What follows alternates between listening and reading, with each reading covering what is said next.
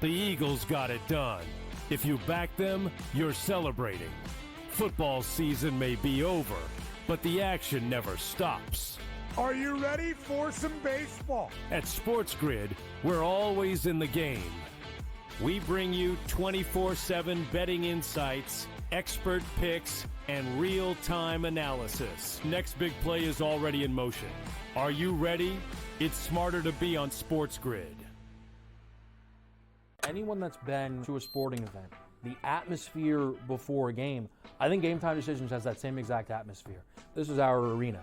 This is what we do. There is going to be an energy to Game Time Decisions that you will feel night in and night out. The excitement you get when you lock your bets in, when you're figuring out what you want to do, we can zone in on the biggest games each night. I want this to be the place that people come to before the games start so they feel as ready as possible to lock in their cards. We are going to hit every single one of those markets that you need to know about. We're going to go through every single thing, and I've got a great team behind me that's going to help me get the job done. There is not going to be a better place, I promise you, than Game Time Decisions to get that new information, react to it, and be able to then bet accordingly. We will have everything at our disposal, and we will use that to our advantage.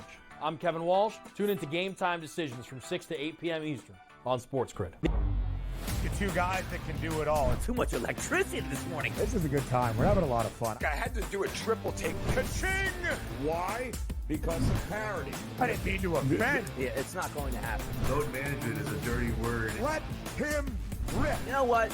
Circumstances provide the results. What? How do you do this once? Oh, Donnie, you got such a good show there. A network that is booming. The Early Line, only on Sports.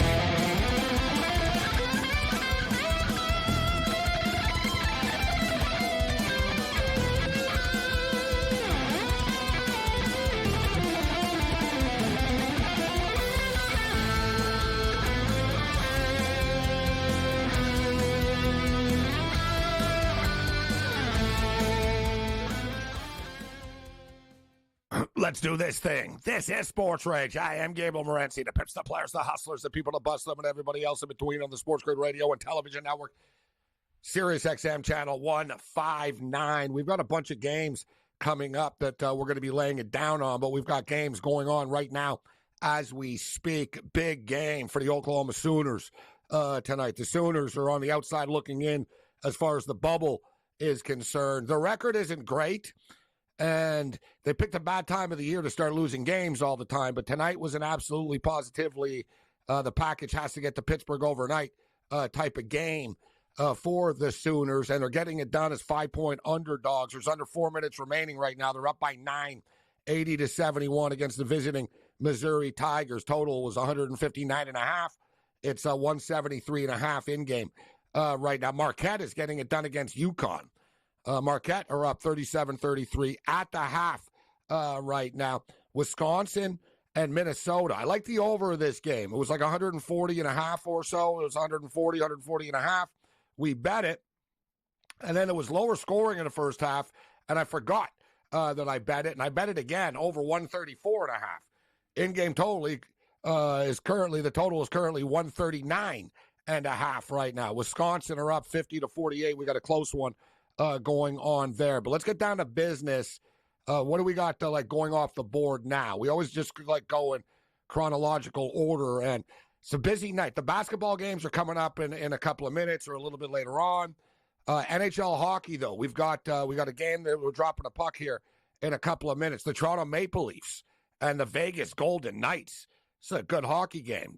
Two legitimate Stanley Cup contenders going head to head this evening. The Toronto Maple Leafs had won 5 in a row before losing to the San Jose Sharks the other night. Although one thing with the Leafs, if you'll notice, if you look at the Leafs coming out of the Four Nations face-off, their games have been close for the most part, right? Like nothing comes easy for them. Like they're winning games, but they're close. They're close games. I'm not going to say this is a test right now or anything. It is what it is. We're getting to the point right now where teams are no doubt starting to look forward to the playoffs as the regular season grind continues. They played earlier this year. The Leafs beat them 3-0 in Toronto, although that was in November. So it was the second month of the season. So like I said, the Leafs had won 5 in a row, but they were close. 6-5, 3-2, 5-4, 5-2, 6-3. So they were on a roll. And Vegas are on a roll as well. Like, Vegas have won 5 of their last 6 hockey games. They're coming off a shutout win against the New Jersey Devil Hockey Club that has found out that Jack Hughes is now out for the year. And Quinn Hughes is actually out tonight for the Vancouver Canucks, for the record. And is it just me? But let's just think. Go over the list of players that played on Team USA who are hurt. Like, they got hurt at the Four Nations, have got hurt after the Four Nations. And you know what's pretty crazy, actually? Hughes got taken out by Jack Eichel, his teammate from the Four Nations. Like, you know what I'm saying? A lot of weird stuff going on here. Post Four Nations for Team USA. Matthew Tkachuk is injured. Eichel takes him out. Like, it's one after another. But so anyways, tonight the Leafs, I don't really get the line here. I don't understand why the Leafs, it's up to plus 150 right now. It's a pretty big price for the Toronto Maple Leafs. I already put the bet in. I usually don't put the bets in early, but I put the bet in early. Like, I put this bet in a couple hours ago, and I got a worse number. It's plus 150 right now. I only got like plus 135. And looking at the puck line, you can get the Leafs at plus 1.5, minus 170. I'm not a fan of laying the 70 cents. I already got the Leafs on the money line, but, you know, Vegas, I think, are a little bit too heavily favored in this hockey game. The Ducks and the Canucks are coming up. And the Vancouver Canucks, it's been a frustrating year for them. They bring a lot of this drama upon themselves. Brock Besser is playing tonight. There's a lot of talk, is this Brock Besser's last hockey game with the Vancouver Canucks? I don't think it is going to be, right? And from what the hockey insiders, the Dreggers, the Friedmans, the LeBrons of the world, they're all saying the same thing, that the buzz around the Vancouver Canucks right now is more, the suitors of the world and like the sort of role players, right? That the Canucks had. This is an interesting story, actually, about the Canucks. And, it's funny. I saw one of the beat writers that covers the Canucks, and I got to tell you, Vancouver's a beautiful city, but the beat writers and the people that talk about the Vancouver Canucks are the most negative, pessimistic son of a bitches in the world. Like, they just are. It's just constant negativity. And I guess there could be a little bit of a divide with the Vancouver Canucks that, the head office can sort of see that this team is not going to win the Stanley Cup. But I'm not one of these people that thinks you blow everything up all the time just because you're not going to win the Cup. Like, there's something to be said for keeping a team together and trying to, fight through things. But it hasn't been the Canucks' year. And it's funny because, like, the media are criticizing the owner of the Vancouver Canucks right now, because there's reports that the Canucks owner told the front office that he's tired of seeing people like getting traded and big names leaving. So he told them, figure it the F out with Besser and stop trading people and start winning games and make the playoffs. And the media are like, oh, the owner is meddling. Yeah, the owner is meddling. He owns the goddamn team. Like, so like, you always hear that the owner's meddling. What do you mean the owner's meddling? Yeah, he's the owner. Right? Like, Howie Roseman's an awesome general manager. You don't think that, Jeffrey Lurie is like a part of that like he's allowing things? And yes, I agree. Yes, I will allow this to go on and win. I just don't understand like the any era right now that people are going to cry because, oh God, how dare the owner want to make the playoffs? Like, I could read you the quote, like there's a divide. The owner told them, you better make the playoffs and stop trading people. And that's a horrible thing.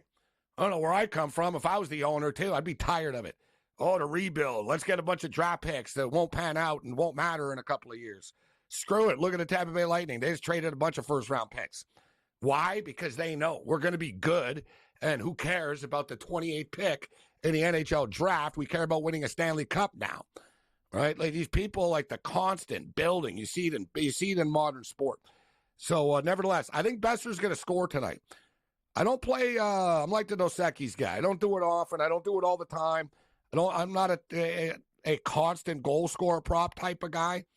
But when I play the Canuck goal scorer props, I'm usually pretty good with my gut feels. And if it is Besser's last game, I say he goes out with a bang. And if it isn't, I say he scores either way. I think Brock Besser scores tonight. The problem is with this game, I don't trust the Canucks. I think the Canucks are going to win the game. They're minus 205. If you guys have noticed, I don't do these parlays anymore. I haven't done it like all year. I don't like say, oh, I don't want to lay the price, so I'll parlay with something else. It's like half-assing it, right? If I'll do it, I don't know, I'll lay the 205. But the problem is, I don't like them on the puck line, right? Like if Vancouver wins, I'm not sure they win by 2. I think Vancouver will win, but Vancouver always do the same thing. They'll be up 2-0, then it'll be 2-2, and then it'll be an overtime, and they're going to win or lose 4-3, right? Like I've seen enough of this hockey club. Like it isn't like, oh, this is a line in the sand. I'm going to lay the puck and a half here. I think Vancouver wins, but maybe we can parlay it with something, college basketball, something in game. Thunder and Grizzlies. This is a good game, actually.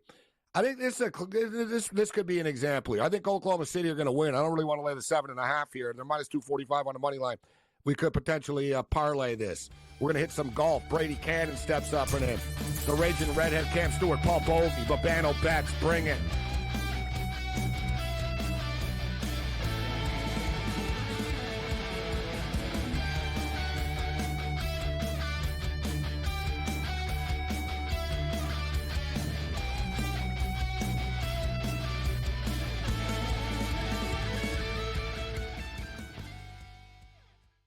So my team didn't win this weekend, but I still did with this app that's taking over the game. Sports Millions Pick'em lets you make quick and easy predictions. Pick your favorite players, go higher or lower, and you can still win big even if your team loses. Plus, the multiplier is insane. With just a few picks, you can win big money. So get on it. They've got a welcome bonus to help you start off your winning streak.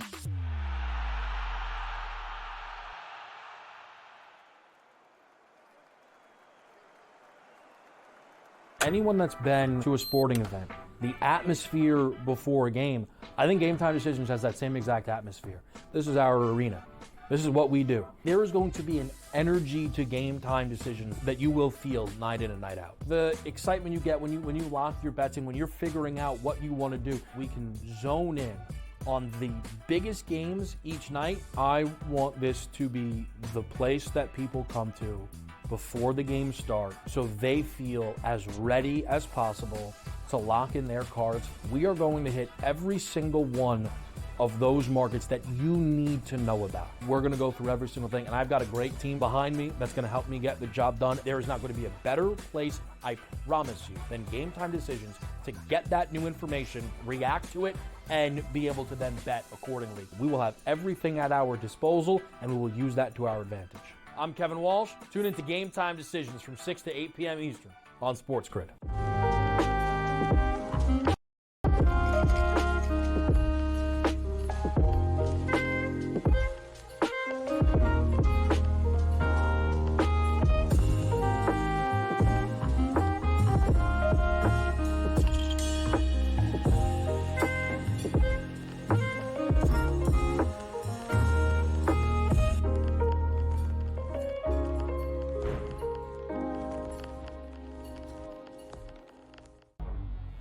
Two guys that can do it all. Too much electricity this morning. This is a good time. We're having a lot of fun. I had to do a triple take. Ka-ching! Why? Because of parity. I didn't mean to offend. Yeah, it's not going to happen. Load management is a dirty word. Let him rip. You know what? Circumstances provide the results. What? How do you do this once? Oh, Donnie, you've got such a good show there. A network that is booming. The Early Line, only on SportsGrid.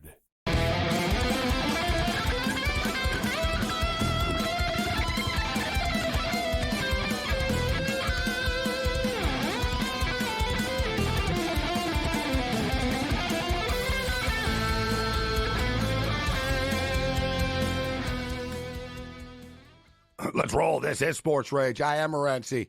The Pips, the Players, the Hustlers, the people to bust them, and everybody else in between. Let's do this thing. SportsGrid Radio and Television Network, Sirius XM Channel 159. The Oklahoma Sooners on the verge of a big-time win for them. Lenardi and most of the bracketologists have them as part of the first four out. I don't know if they're that close, to be honest with you. I think they need to win some more. But they play in a super tough conference. This is a nice win for them tonight against Missouri as 4.5, 5-point underdogs. The game sails over the number, 94-82 with 20 seconds left in the game. Marquette and UConn. Second half has begun. We got a close game up there in Stores, 43-41 right now for the visitors. And we bet the over of this Wisconsin-Minnesota game, and it's right there. The total was 140 and a half. In-game total right now is 140 and a half. It's 59-56 for the Badgers with 6 minutes left in the game. Don't look now, but Louisville are good again. Louisville were terrible for a couple of years, but the Ville are back on track, and they're rolling Cal right now, 50-28. We got NBA basketball, Pistons and Clippers, no Powell, no Kawhi. Pistons are now laying 3.5, 4 in this game in Los Angeles, and the Kings and Nuggets. Kings are actually beating the Nuggets by 10 right now. And a fun one going on here, Oklahoma City and Memphis. Total was 253.5. I've been waiting for the right time to jump in on the in-game here. It's 245.5 right now. If it dips a little lower, I think I'll pull the trigger on the over. All right, let's bring in Brady Cannon and Cam Stewart. Brady, of course, is in Vegas. And Brady, interesting hockey game tonight with the Toronto Maple Leafs and the Vegas Golden Knights. It's not an important game for either team, really, right? You know, you can try to pretend that it is, and, oh, it's a test and this and that, but they're good teams, and they're going head-to-head here. They're both rolling. They're both like 5-1 in their last 6 hockey games. Leafs coming off the loss. I don't really understand the number here. I wouldn't be surprised if Vegas wins, but the Leafs are up to plus 150 right now. Cam Stewart generally takes the Leafs every night to begin with, so we know he's going to be on the Leafs here in this spot here at plus 150. Plus 1.5 goals is minus 170 now for the Leafs as well, if you think it's going to be a close game. It's actually a great price for the plus 1.5, I'll tell you. And Gabe, I was on San Jose the other night. I'm not going to lie. When I bet against the Leafs once in a while, it's only when you're like getting the other team's getting a lot of big take back. I think the Leafs are in good shape, and I kind of to your earlier point, I think the line's out of whack. I think Vegas should be like minus 130 in this game. The Leafs are kind of being disrespected. Brady? Yeah, I could see like minus 145 or something like that. But I'm seeing minus 170. That definitely seems elevated to me. I tell you, obviously rooting kind of for the home team here, but I'm kind of a Toronto fan anyway, a little bit, and I certainly am this year. I have a ticket on both of these teams to win their respective conference. So I just hope nobody gets hurt, and it's a good ball game. Well, they play with a puck, Brady, but yeah, I get where you're going. Good ball game. A good puck game. A good puck game. Exactly. Good puck game. It's a good puck game. So you got the Canucks coming up here. I just want to get my Brock Besser goal in here. Brock Besser, anytime goal, plus 200. Brock Besser's a very popular player. I don't think they're going to trade him. And another thing is, too, if they were trading him, he wouldn't be playing tonight. The trade deadline's on Friday. This is the Canucks' last game before the trade deadline. If they were legitimately going to trade Brock Besser, I don't think that he would be in the lineup tonight. I think he just went through the motions with the media today and stating, well, we'll see what happens. And, you never know what's going to happen. But popular player, Brock Besser, plus 200 to score a goal tonight for the Vancouver Canucks. So we'll get back to the hockey picks. They're dropping the puck later at 10:30, past 10:30 Eastern. In that game, let's get into some golf. Brady, what did you think of Highsmith coming out of nowhere and putting up the performance that he did for the win? Well, great for him, life-changing stuff. And I'll tell you, the sports books have been making some serious cash in 3 out of the last 4 weeks with Thomas Dietrich, winning in Phoenix as a triple-digit odds guy. And then you had Brian Campbell really out of nowhere winning in Mexico. And then Joe Highsmith out of nowhere at 150 to 1. And unfortunately, the most generic name ever, too. What, Joe Highsmith? Yeah. It sounds like Seinfeld, like Joe Mayo, when Kramer says it. Quite frankly, it sounds made up. Like Joe Mayo. It sounds like 70s football. Highsmith and Campbell, Earl Campbell and Alonzo Highsmith. I don't want to be that guy. Yeah, exactly. I don't want to be that guy and go back to, this is why golf's struggling and stuff. But I couldn't help but think, I was like, this is one, you know what I mean? I'm like, Joe Highsmith. No one's ever heard of him. So I know in the golf world, it's like, hey, good for him and stuff like that. But, man, wild. Like you said, too, Brad, I was thinking about, like, I didn't hear one guy. For the record, too, our boy Babano's golf guy, I remember Babano brought up Jake Knapp last week. And Knapp was in the mix. He was there. But it seemed like it was a wild tournament. I'm sure you two are obviously following it closer to me, but it seemed like every day somebody else just was on fire or somebody would just get torrid. It was whoever was hot last would end up winning. But I didn't see anybody that had a ticket on this Highsmith dude. No. Brady will totally tell you. I don't know if there was any there, Gabe, and it was the best. Highsmith's mom was there, like going to the airport. She's wearing jogging pants, and she goes, "Hey, son, like you're in contention." She comes back, puts on a nice outfit, and the guy ends up, he's like, "Hey, Mom, I won." Like, you know what I mean? No, it was crazy. There's no girlfriend, no nothing. Like, it was just like him and his mom. She was going wild. And Brady said it. It's like 300 to 1, 125 to 1. And Gabe, I don't know what to tell you, but like the Henleys of the world and all these big names, Berger was there. They don't close. It's these other guys that everyone expects to gag are the ones that are winning, where the guys with pedigree can't get it done on Sunday. Very weird season so far, Brady. That's a great point that you make, Cam. And I had a tough time landing on guys this week because I felt, is Lowry going to win? No, I don't think so. No. Is Michael Kim and JJ Spawn? No, this is a step up in class, So, I went with some guys that I think are that kind of youth movement that we're seeing that can finish a golf tournament. I'm putting my money on that Hell's Angel, the biker, Ryan Peake. Yeah. He's my guy from now on. See the tats? Peake, don't mess with Peake. That guy's amazing. Yeah, from serving 5-year prison sentence as biker gang member to winning the Open. Ryan Peake won the New Zealand Open on Sunday to earn a spot at the Open at Royal Portrush this year.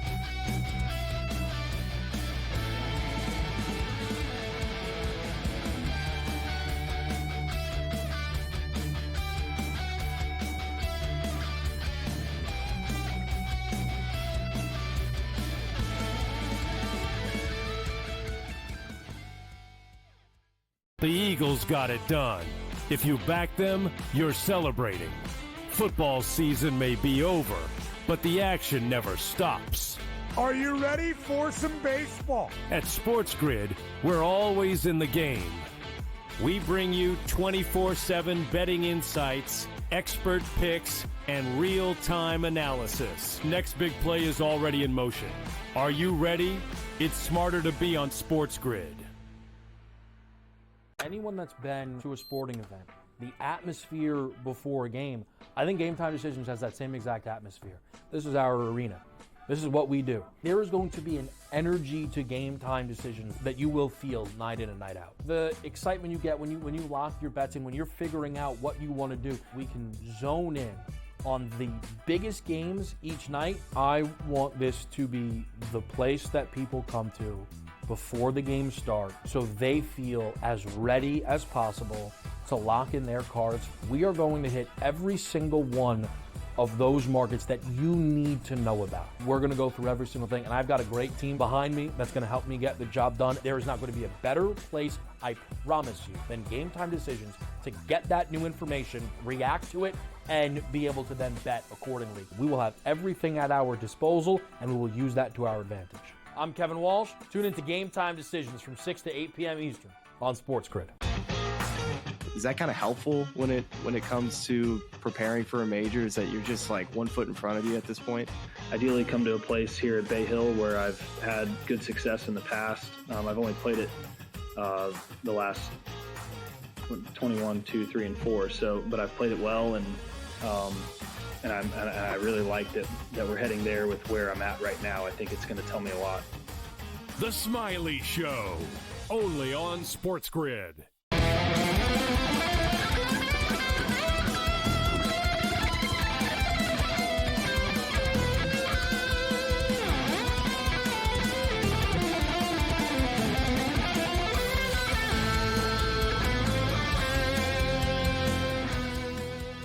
All right, let's do this thing. This is Sports Rage. I'm Morency, SportsGrid Radio and Television Network, Sirius XM Channel 159.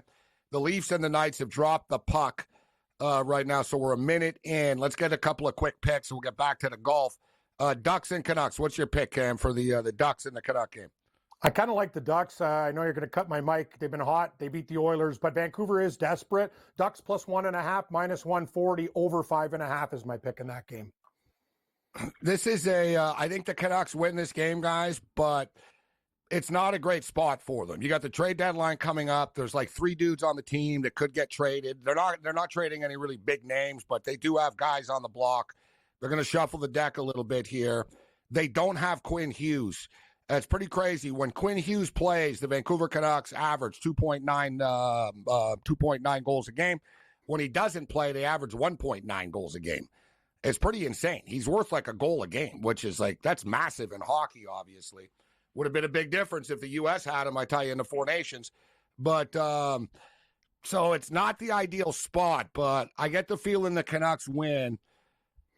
You know, I can live. I sort of get the overthought, but I got a weird feeling that the Canucks are going to win this game 3-2 tonight. I'm almost waiting for the in game, but I like Brock Besser to score tonight, guys, at plus 200.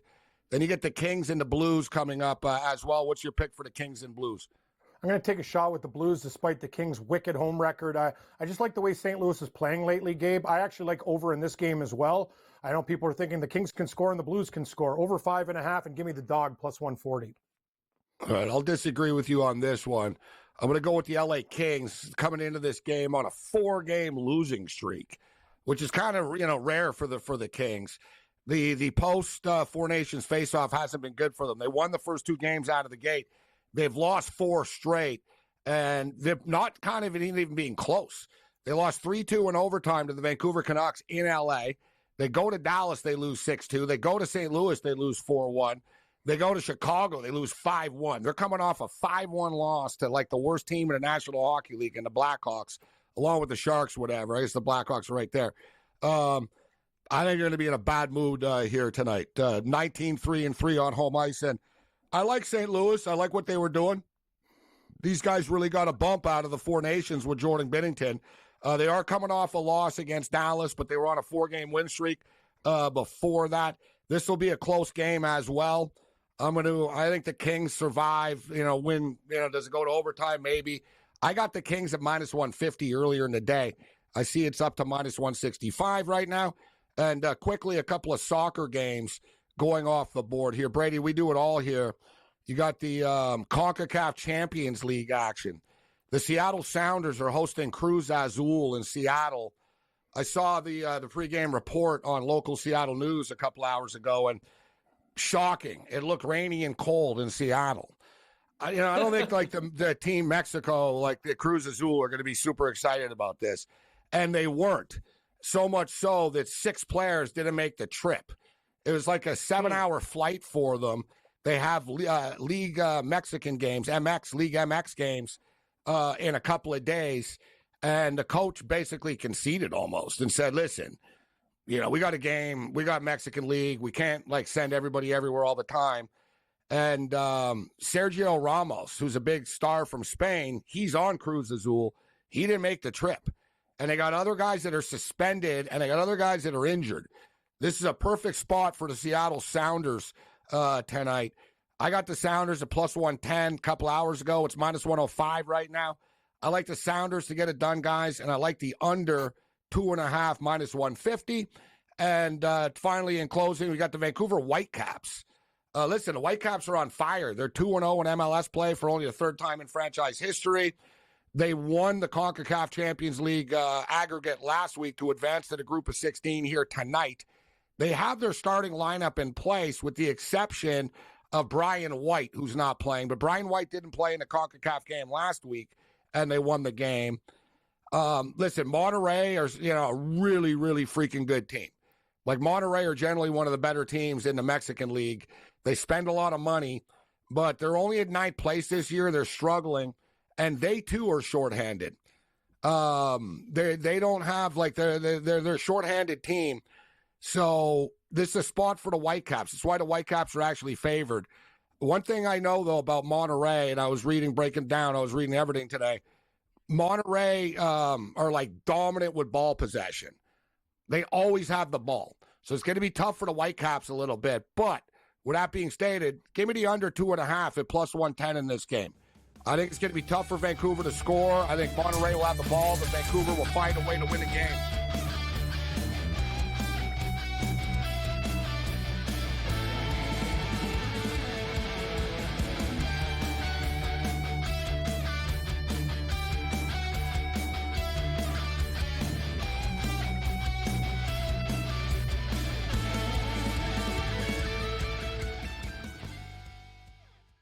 The Eagles got it done. If you back them, you're celebrating. Football season may be over, but the action never stops. Are you ready for some baseball? At SportsGrid, we're always in the game. We bring you 24/7 betting insights, expert picks, and real-time analysis. Next big play is already in motion. Are you ready? It's smarter to be on SportsGrid. Anyone that's been to a sporting event, the atmosphere before a game, I think Game Time Decisions has that same exact atmosphere. This is our arena. This is what we do. There is going to be an energy to Game Time Decisions that you will feel night in and night out. The excitement you get when you lock your bets in, when you're figuring out what you want to do, we can zone in on the biggest games each night. I want this to be the place that people come to before the games start so they feel as ready as possible to lock in their cards. We are going to hit every single one of those markets that you need to know about. We're going to go through every single thing, and I've got a great team behind me that's going to help me get the job done. There is not going to be a better place, I promise you, than Game Time Decisions to get that new information, react to it, and be able to then bet accordingly. We will have everything at our disposal, and we will use that to our advantage. I'm Kevin Walsh. Tune into Game Time Decisions from 6 to 8 p.m. Eastern on SportsGrid. Is that kind of helpful when it comes to preparing for a major? Is that you're just like 1 foot in front of you at this point? Ideally come to a place here at Bay Hill where I've had good success in the past. I've only played it the last 21, 2, 3, and 4. So, but I've played it well, and I really like that we're heading there with where I'm at right now. I think it's going to tell me a lot. The Smiley Show, only on SportsGrid.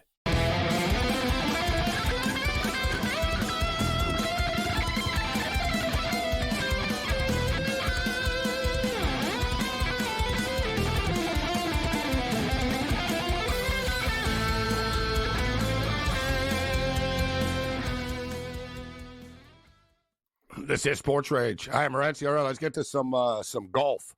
So, yeah, as we were saying, though, yeah, good stories in golf last week. The Highsmith guy wins his first tournament, and as we stated, the former biker Ryan Peake won. Although it should be noted, I see here too, as a youngster, Ryan Peake teamed up with future major winner Cam Smith to win the boys' title in the Trans-Tasman Trophy at 17. So he was a stud golfer as a teenager. Got into a life of crime, went to jail, got out of jail, and became a pro golfer. And here he is right now, kicking ass. I don't think there's any former bikers in this tournament this week at the Arnold Palmer Invitational. Bikers. Yeah, the only bikers, they ride Pelotons. Yeah, exactly. Yes. I don't know. Maybe there's one guy with a dark secret that we don't know on tour or something. Maybe Taylor Penders is buddies with the Hells Angels and we don't know it. Like, you know what I mean? But anyways. So, Scotty Scheffler. I don't know. That's what I was thinking. I was maybe Hideki Yatsuyama's buddies with the Yakuza. You know what I mean? Like, you never know. Good master. His biker buddy stole his luggage back in Memphis. Yes, Remember that? yes, when he lost all his stuff and yeah, that was awesome. Got hijacked by a bunch of bikers. So the rival club. So the Arnold Palmer. This is, we got the big names here. I've been complaining recently that the big names haven't been playing. They're all here. You got Scheffler plus 350, Rory's plus 800, Ludwig 14-1, Morikawa 19-1, Xander 22, JT 22. Speaking of Hideki 27, Patrick Cantlay 30. What do you think about the tournament, Brady? Who do you like this week? Well, it's a good one. This is big boy golf. It's going to be very, very difficult. The rough is extremely thick. If you miss a fairway, you're going to pay the price. These are some of the hardest greens on the tour to hit in regulation because you've got very long approach shots.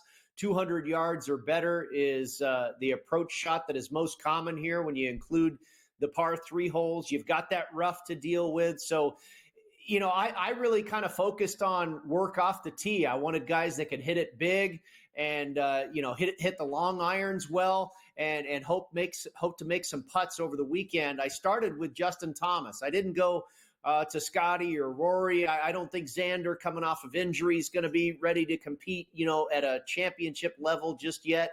So I went with Thomas. He's got 3 top 10s on the year, comes in off of 2 top 10 finishes in a row. I think Phoenix, where they play the Phoenix Open, is very closely correlated to Bay Hill. Scotty's won there at both tournaments twice.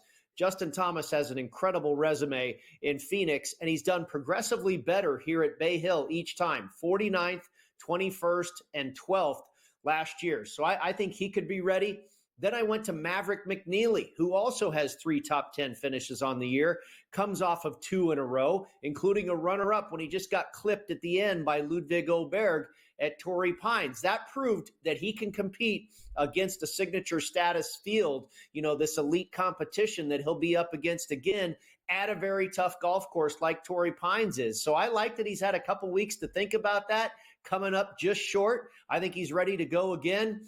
And then I took a couple of long bombs. Min-Woo Lee at 75-1, who's literally like the longest hitter in this field. He bombs it out there off the tee, and I think that's going to really help this week. Australians typically play very well in the wind. We've seen Australians win this tournament before.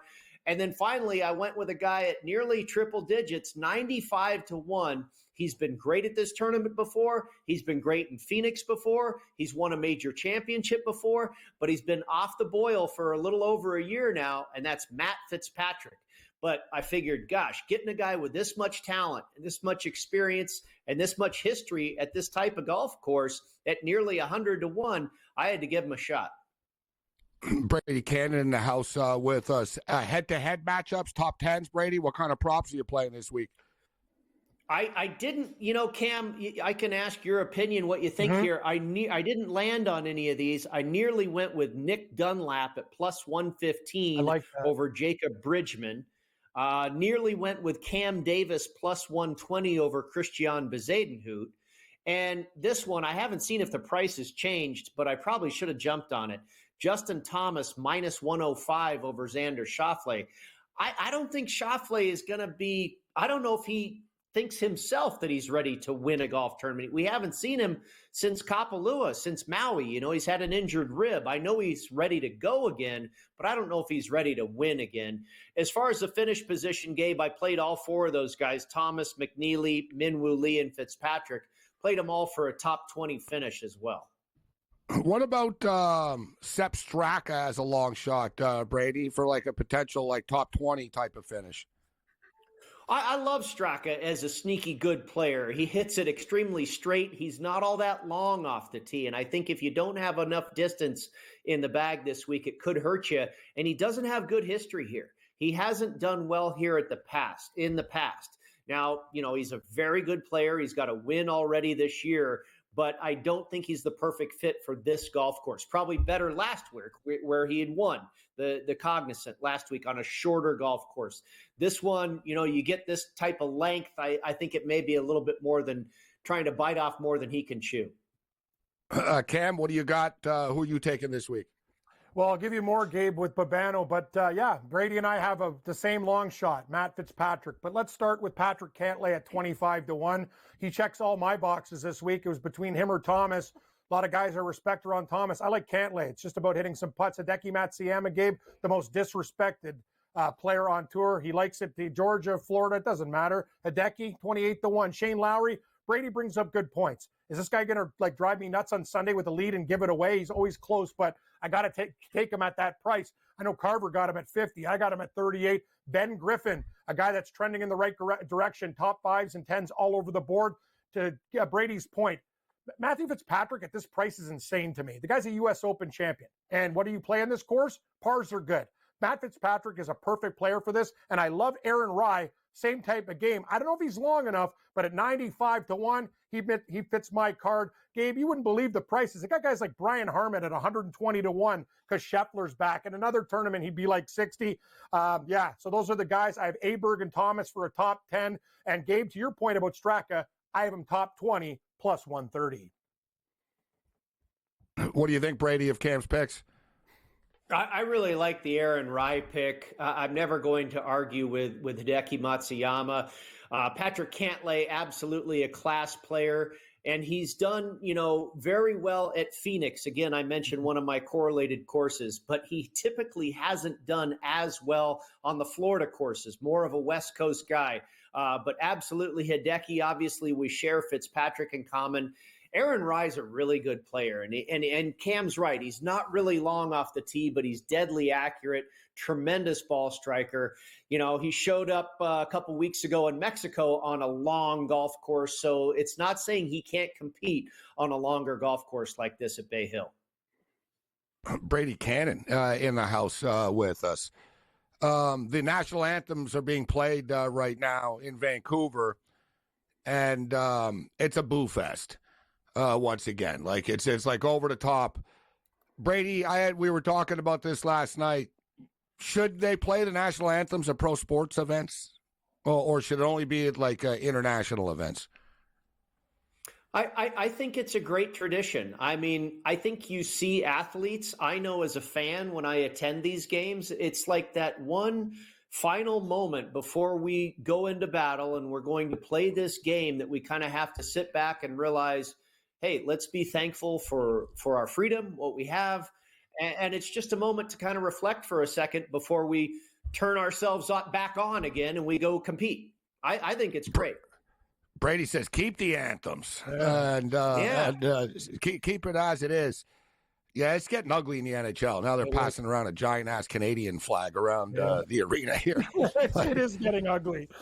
My idea with the NHL is to play the anthems like a half hour before people show up. Say, no, we played them. What are you talking about?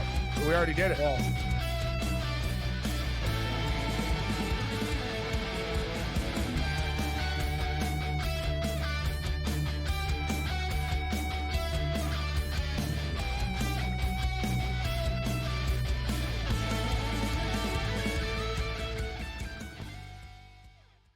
The Eagles got it done. If you back them, you're celebrating. Football season may be over, but the action never stops. Are you ready for some baseball? At SportsGrid, we're always in the game. We bring you 24/7 betting insights, expert picks, and real-time analysis. Next big play is already in motion. Are you ready? It's smarter to be on SportsGrid. Anyone that's been to a sporting event, the atmosphere before a game, I think Game Time Decisions has that same exact atmosphere. This is our arena. This is what we do. There is going to be an energy to Game Time Decisions that you will feel night in and night out. The excitement you get when you lock your bets in, when you're figuring out what you want to do, we can zone in on the biggest games each night. I want this to be the place that people come to before the games start so they feel as ready as possible to lock in their cards. We are going to hit every single one of those markets that you need to know about. We're going to go through every single thing, and I've got a great team behind me that's going to help me get the job done. There is not going to be a better place, I promise you, than Game Time Decisions to get that new information, react to it, and be able to then bet accordingly. We will have everything at our disposal, and we will use that to our advantage. I'm Kevin Walsh. Tune into Game Time Decisions from 6 to 8 p.m. Eastern on SportsGrid. Is that kind of helpful when it comes to preparing for a major? Is that you're just like 1 foot in front of you at this point? Ideally come to a place here at Bay Hill where I've had good success in the past. I've only played it the last 21, 2, 3, and 4. But I've played it well, and I really liked it that we're heading there with where I'm at right now. I think it's going to tell me a lot. The Smiley Show, only on SportsGrid.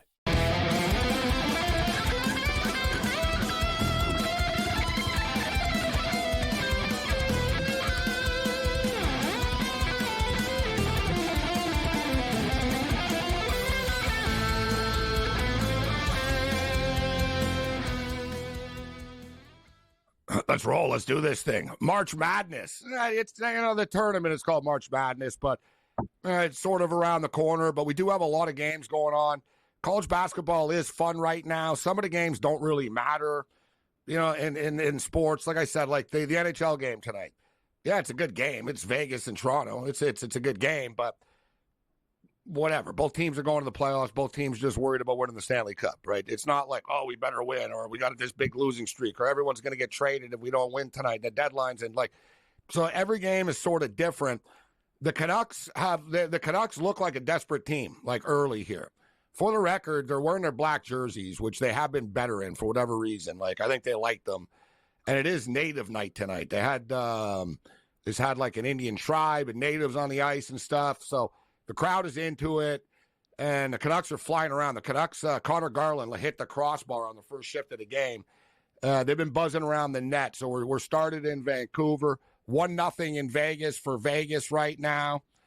And it's, I think Vancouver's about to score here. Oh, my God. How the hell did that not go in? That's like the save of the year, guys. And I'm not going to lie to you. The only reason I knew them, God, they stopped them on Besser, too. I bet on Besser plus 200 to score. The book froze it, and they're pretty fast with the book. Like, there's been times like the other night where it was like, did that cross the line? Does the book know something we don't? There's times where the book freezes it, and then the goal happens a second later, and the Canucks were skating down the ice as it happened. You're going to see this highlight reel. Gibson just made like the save of the year right there. Badass save for Gibson. Let's bring in Paul Bovey right now. Speaking of badass, Paul Bovey in the house. What's up, Paul? Hey, we gotta have a talk about this LeBron James plus minus thing. And the question you're opening with this, huh? Yeah. Here comes Paul. The question beckons. Now, did you guys step into the Cavaliers last week when they played the Celtics? I believe the game was Sunday, Saturday, Sunday, whatever. I think it was Friday. I think it was Friday. Yeah, 25. I get discombobulated here with the days, but down 25-3. I have to say that was one of the most, and I gave it out on the show. That was one of the most exhilarating, satisfying wins I've ever had betting NBA basketball. When you're getting ribbing, when a team comes out, lays an egg, down 22 points in the first few minutes, and then he who laughs last laughs loudest, or whatever they say. That was really a great win by the Cavs. And I think that catapulted them on the same level in the eyes of many people as the Boston Celtics, who tonight miraculously get a cover when Scoot Henderson, I believe his name is, intentional foul with 6.1 seconds to go with the down by 8 points. Celtics win by 10. Yeah. And you know what? But then again, if you had the game script in your hands, you cashed the ticket for sure. Yeah, well, everybody jumped on the wagon, and then the number went up again. I saw 9.5 right at closing with the news of, everybody being out. And what are you going to do, man? Pritchard and White hit 19 3-point shots tonight. It was a bold pick to take Portland on the road. I was part of the losing crew on that one. I couldn't resist. But going back, Paul, you're right, because it was the same night I remember, Paul. I think it was Friday night. The Pistons were playing the Nuggets, too. And I lost that game. I was like, I'm going to ride. I'm not getting in front of the Pistons. They've won 8 in a row. I'm going to take the Pistons. And the Nuggets beat them kind of easily. And I only bet 2 NBA games that night, and I posted them online, and same thing. I got punched in the mouth in the first one, and the Cavs were down big. And somebody sent me a tweet. Good job, Morency. I don't know, it was some sort of sarcastic post. I was sitting there, and I was like, freaking Cavs of all nights, you guys are going to roll over. And they just kept chipping away, Paul, chipping away. But they didn't cover tonight, and I wasn't going to go anywhere near that double-digit number tonight. But something you just said, I don't want to be a mark or anything like that and be Johnny Public, but I'm all in on this Cavs team, bro. I think they're legit, and they can go to the finals for real. Like, if I will take them. If they play the Boston Celtics in a 7-game series, I think the Cavs can beat them. Well, you look at the game on Friday, and I made a point of this. If they were close in terms of conversion of 3-point shots, they had a good shot to win the game. And it was 17-17, as it was in the other game that they prevailed in this year against the Celtics. In the 2 games that the Celtics beat the Cavs, I think they outscored them by 21 and 36 from beyond the arc, which, given the fact that Cleveland is a better three-point shooting team, 39 to 37%, it makes all the sense in the world that if the Cavs can stay close from beyond the arc, they can dominate the game inside, and getting Hunter was a huge deal for them.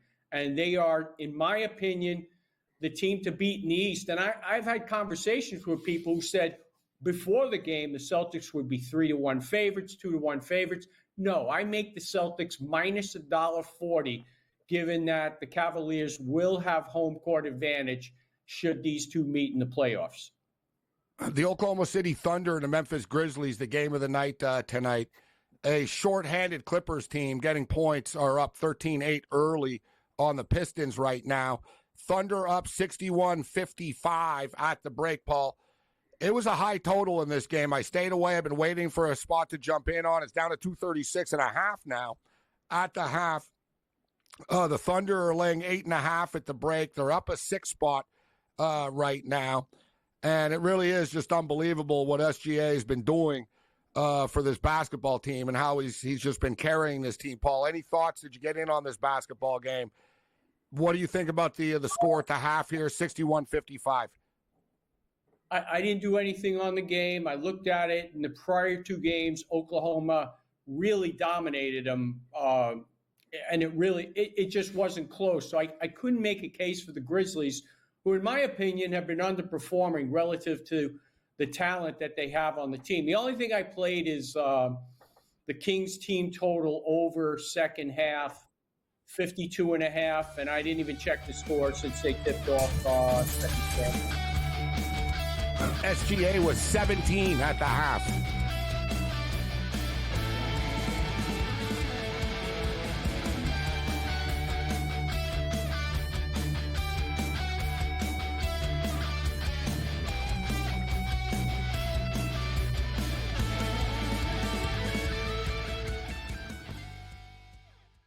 The Eagles got it done.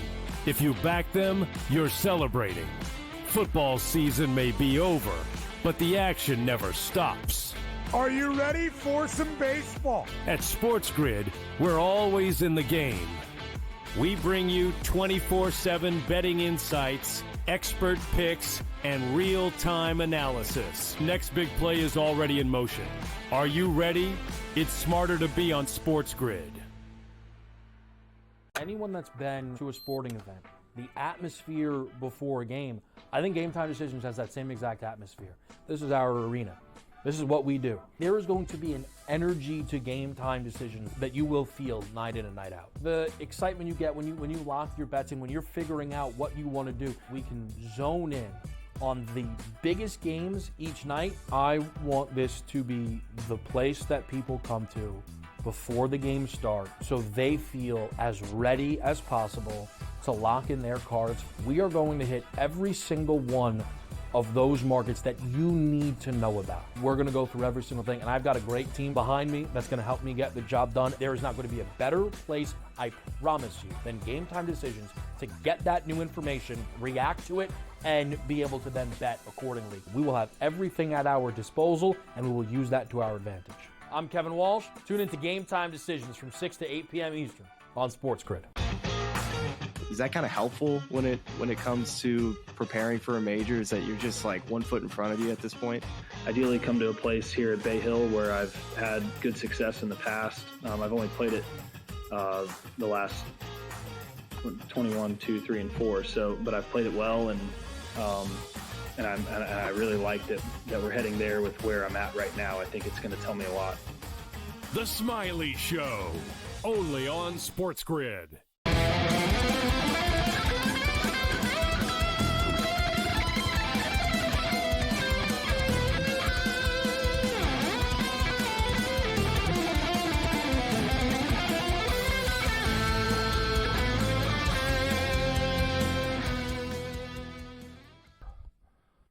This is SportsRage. I am Morency.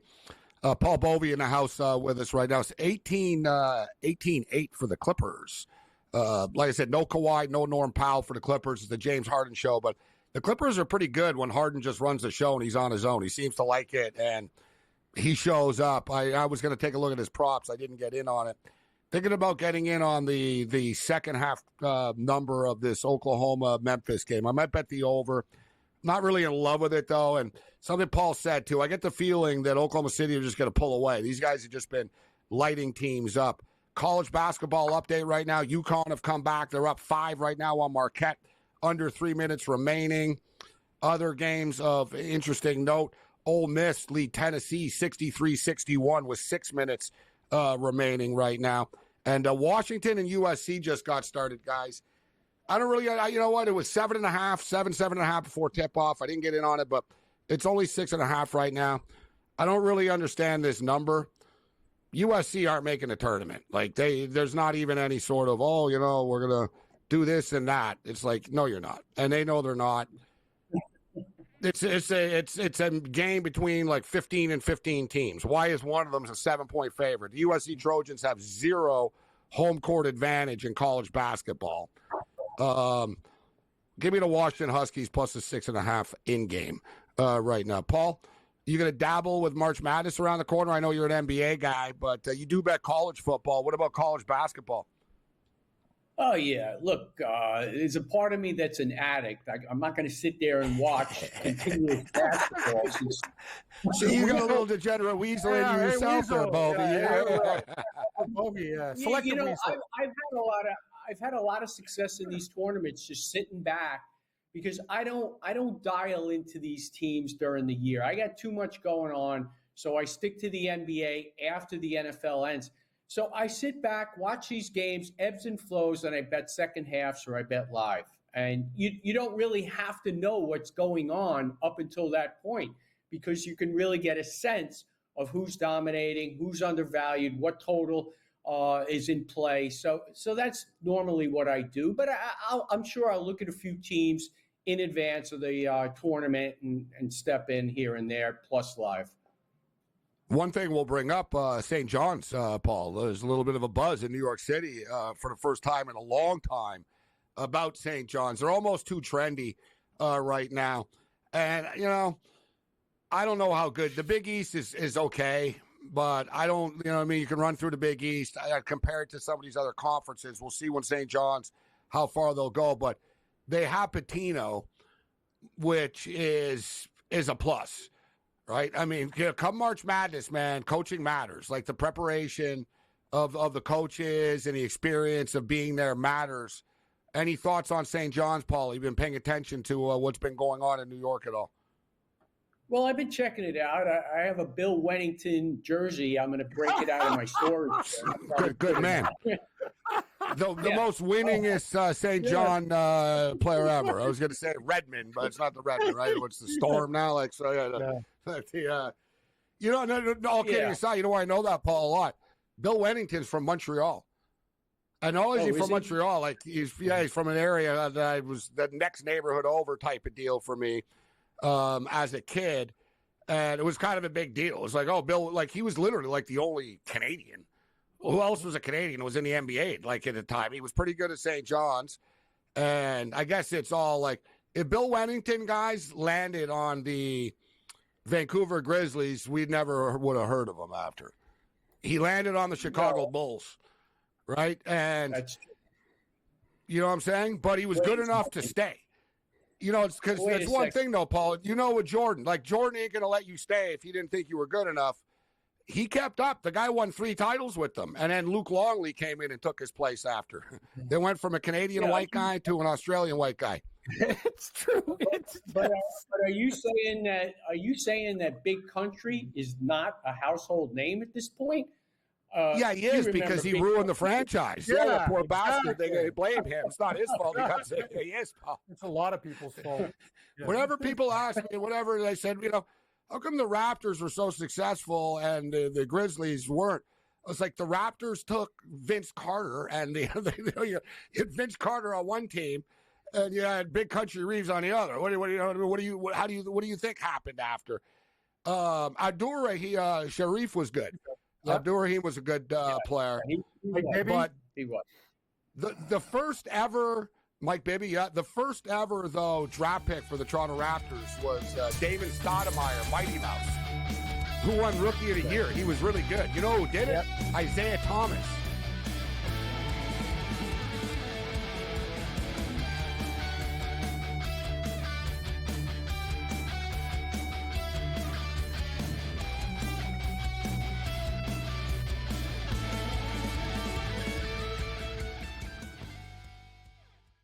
The Eagles got it done. If you back them, you're celebrating. Football season may be over, but the action never stops. Are you ready for some baseball? At SportsGrid, we're always in the game. We bring you 24/7 betting insights, expert picks, and real-time analysis. Next big play is already in motion. Are you ready? It's smarter to be on SportsGrid.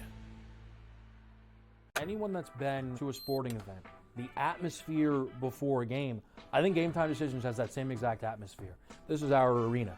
This is what we do. There is going to be an energy to Game Time Decisions that you will feel night in and night out. The excitement you get when you lock your bets in, when you're figuring out what you want to do, we can zone in on the biggest games each night. I want this to be the place that people come to before the games start so they feel as ready as possible to lock in their cards. We are going to hit every single one of those markets that you need to know about. We're going to go through every single thing, and I've got a great team behind me that's going to help me get the job done. There is not going to be a better place, I promise you, than Game Time Decisions to get that new information, react to it, and be able to then bet accordingly. We will have everything at our disposal, and we will use that to our advantage. I'm Kevin Walsh. Tune into Game Time Decisions from 6 to 8 p.m. Eastern on SportsGrid. Is that kind of helpful when it comes to preparing for a major? Is that you're just like 1 foot in front of you at this point? Ideally come to a place here at Bay Hill where I've had good success in the past. I've only played it the last 21, 2, 3, and 4. So, but I've played it well, and I really like that we're heading there with where I'm at right now. I think it's going to tell me a lot. The Smiley Show, only on SportsGrid.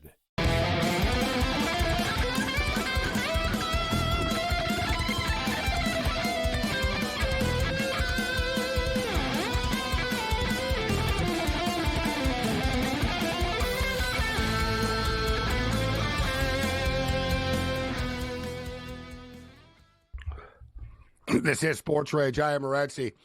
The Vancouver Canucks guys, we follow the Canucks closely. We talk about them quite a bit because they play late West Coast games when we're on. And I've been talking about how the Canucks are terrible with shots on goal, right? Like they have the second least shots on goal per game in the National Hockey League.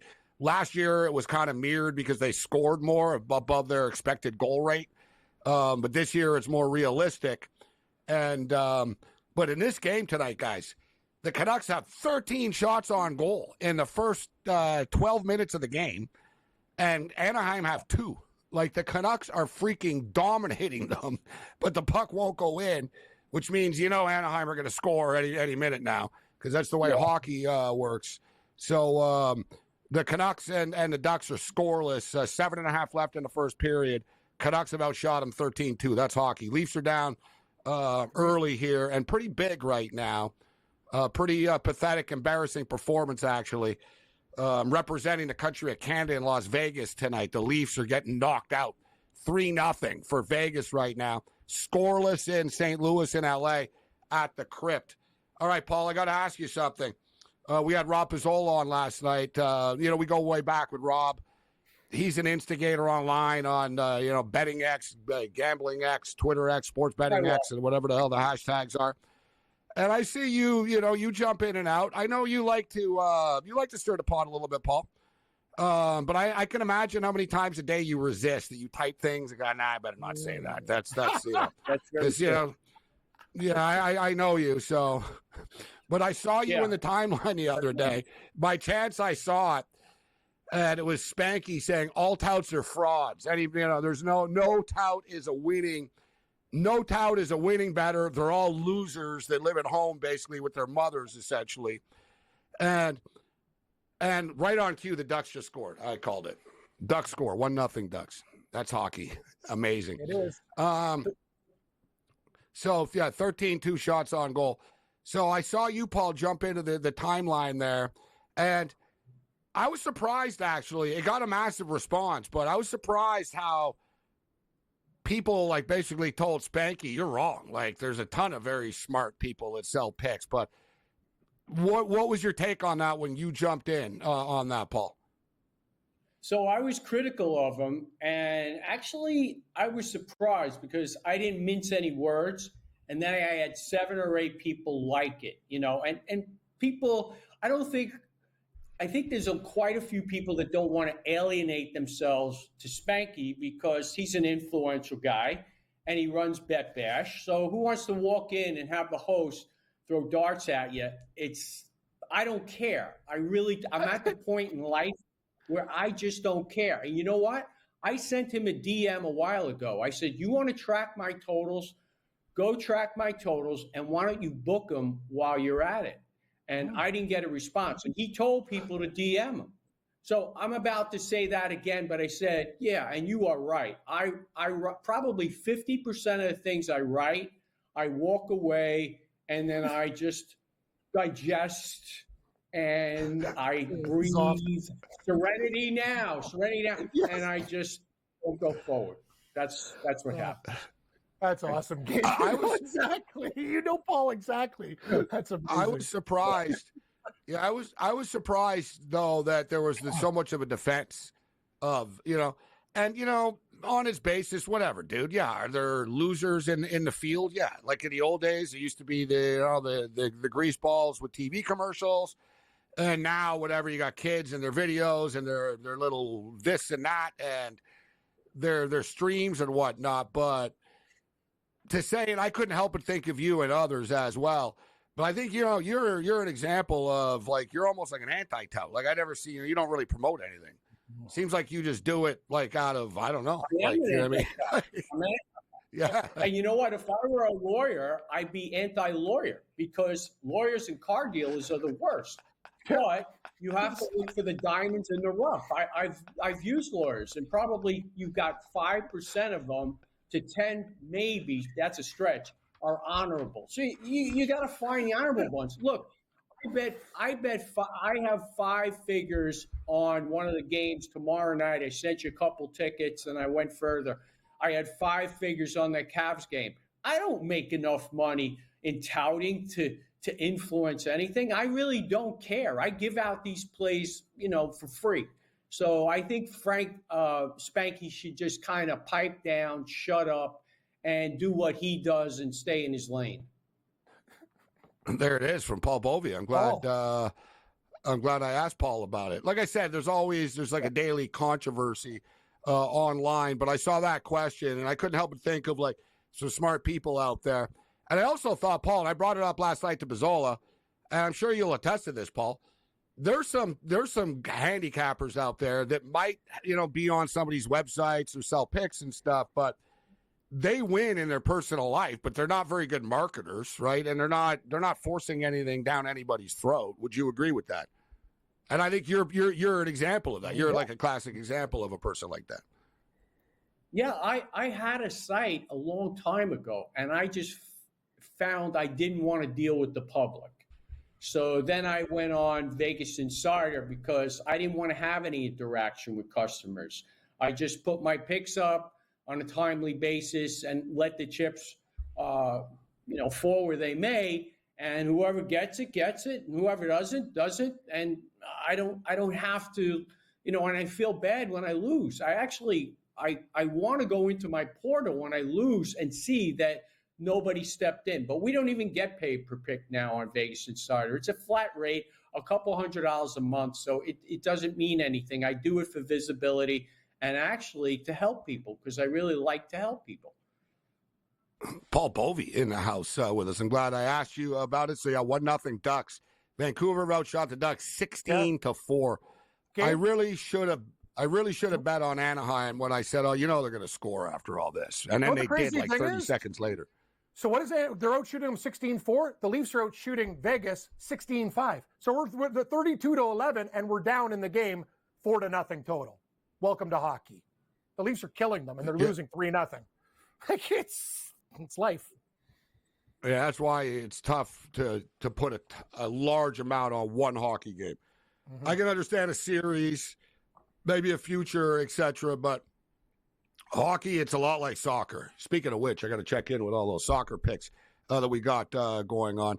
Paul, you opened up our conversation with about LeBron James. And I'm going to look it up here right now. So you were like, all right, what's LeBron James? What's his plus minus? Because I got to tell you, I used to be a definite LeBron hater. Trust me. Like I got a yellow card at a Raptor playoff game once. They have cards. Like the yellow card is like the warning, and then if they come back with the red card security, you get kicked out of the game. So like I got it because I that's how they did. They used to do that. That's amazing. Like soccer, I love Paul. Like they actually give you like a card. Just like yellow card. You physically have sitting the there card. and it's like, I'm sitting there like he told me, we know who you are, and we come back, you get a red card and you're out. Because I was letting LeBron have it, all right, and so much. So I've been there, Paul. Trust me. But even now, like it's hard to not acknowledge what this guy is doing and the level that he's playing at. And, listen, they haven't won any they haven't won a playoff series yet. They haven't done anything yet. But how can how can we not say, wow? I mean, since Lucas showed up, too, and I was kidding that he's on the celebrity Hollywood Ozempic, Paul. He's lost a lot of weight quickly, it seems. Already in better shape after 2 weeks in L.A.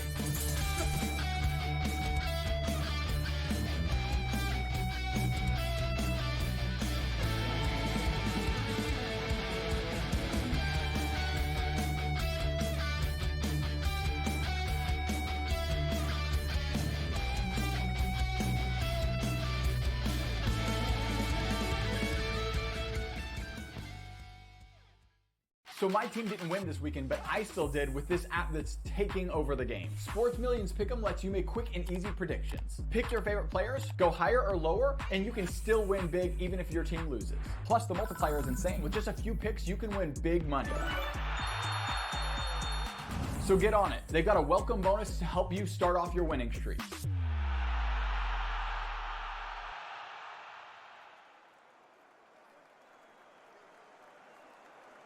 Anyone that's been to a sporting event, the atmosphere before a game, I think Game Time Decisions has that same exact atmosphere. This is our arena. This is what we do. There is going to be an energy to Game Time Decisions that you will feel night in and night out. The excitement you get when you lock your bets in, when you're figuring out what you want to do, we can zone in on the biggest games each night. I want this to be the place that people come to before the games start so they feel as ready as possible to lock in their cards. We are going to hit every single one of those markets that you need to know about. We're going to go through every single thing, and I've got a great team behind me that's going to help me get the job done. There is not going to be a better place, I promise you, than Game Time Decisions to get that new information, react to it, and be able to then bet accordingly. We will have everything at our disposal, and we will use that to our advantage. I'm Kevin Walsh. Tune into Game Time Decisions from 6 to 8 p.m. Eastern on SportsGrid.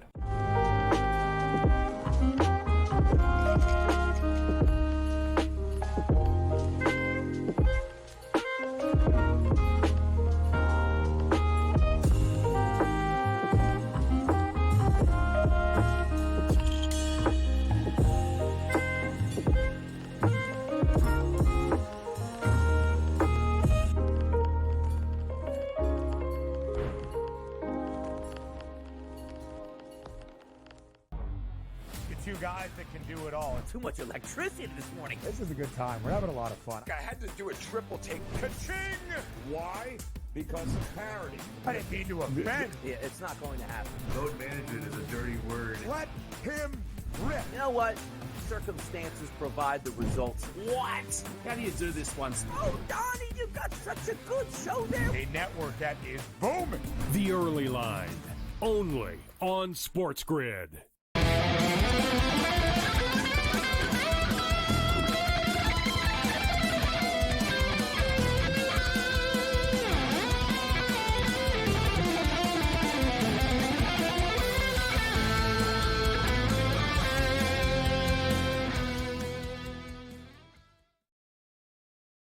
Let's roll. This is SportsRage. I am Morency. We're kicking it with Paul Bovey right now.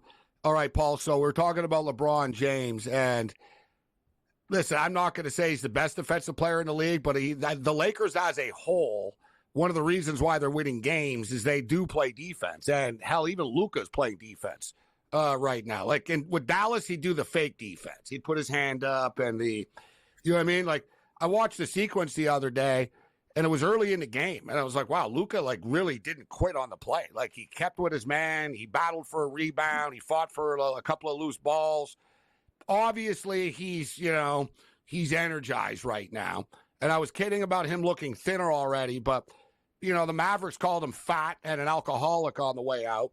Suddenly he's with LA. You saw him; he's doing push-ups in front of the Mavericks players and before the game, there in front of the bench the other day.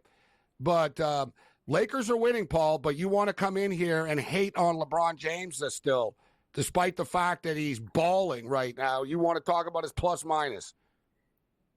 Look, as I mentioned at the break, you got to look at energy as 100%. You're either going to allocate 50-50, offense, defense. Maybe you're a defensive player and you don't call for the ball and you'll go 60-40 to shut a guy down. But right now, LeBron is on a quest to retire, having broken a lot of offensive records and reaching plateaus. And I think that is dominating his game. And he's expending probably 75% of his energy on offense and 25% on defense. Last night, they won by 23 points. He was a +7. In the same number of minutes, actually, there was a 1-minute disparity. Luka was a +37. The other night against the Clippers, where the Lakers won the game, I think by 4, he was a -1, I believe, or a -5. In other words, and I mentioned the Nuggets when they beat the Nuggets, he was a -8. So something's happening when he's on the court. And when he puts up 34 points, but the team is not performing with you on the court or performing less than, let's call it less than stellar, something's wrong.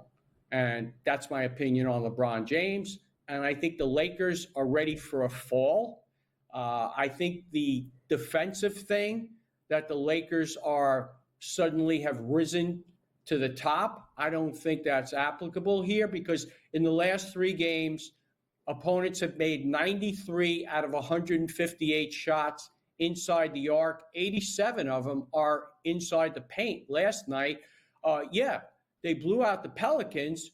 Pelicans had all of their makes inside the paint, 74 points in total, 37 of those were field goals, obviously, 37 times 2, 74. So watch out. I think the Knicks, if Towns is in the lineup, he was out the other night, Anunoby's in.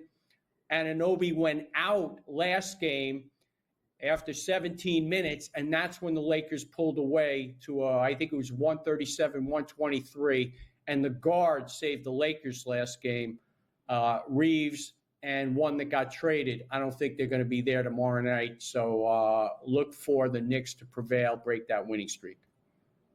Man, Paul's just a Laker hater. You just tell. You can feel it coming out.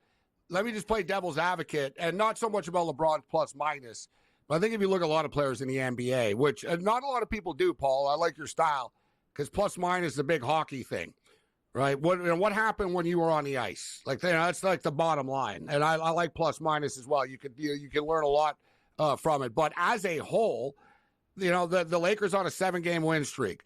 They held Portland to 102. They held the Nuggets to 100 in Denver. They held the Mavericks to 99, the T-Wolves to 102, Clippers to 102 on back-to-back games, and then the Pelicans just dropped 115 on them, but the Lakers scored 136. So, Paul, in the modern NBA, you got to tip your cap to a team that's basically giving up 102 points a game right now. Look, like I said, certain things have to play out over an extended sample size. So teams have not been converting their threes against the Lakers of late, and I think that's going to change. Certainly on Sunday, they play the Celtics, and that's going to be a problem because if you don't defend that line against the Celtics, you're going to have a problem. The Celtics, by the way, blew the cover tonight. Were opening up a can when they were 22 of 44 from beyond the arc, finished at 1 of 10, and that's why that lead shrunk. But normally, they're pretty consistent throughout the game, and I think the Lakers have benefited by just erratic shooting by the opposition during this winning streak. And I think the Knicks are poised to make amends from that earlier loss in the Garden, where, as I said, OG went out when it was a very contentious contest, and the Lakers just blew them out in the fourth quarter. All right, we'll get Paul's pick if you can, Greg, in master control. Can you get, if we have time here, we got a minute plus here before the break. Let's get the best of X, the Vegas one. I want to show Bovey, who's a hotel traveler. I want to see what compensation Paul will be looking for. Let's roll this one.